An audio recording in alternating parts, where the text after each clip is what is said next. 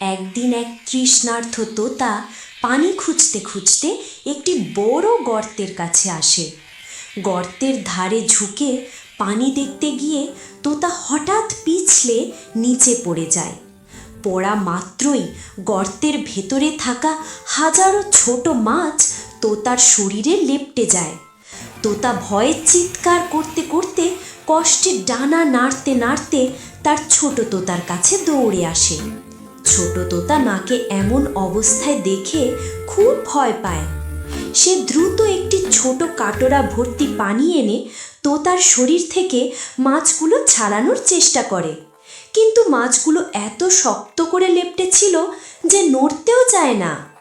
ছোট তোতা বুঝতে পারে সে একা পারবে না। তখনই সে তাড়াতাড়ি রেস্কিউ টিমকে ফোন করে সাহায্য চায়। খবর পেয়ে রেস্কিউ টিম দৌড়ে আসে। তারা সঙ্গে আনা পাইপ দিয়ে তোতার শরীরে জোরে পানি ছিটাতে থাকে।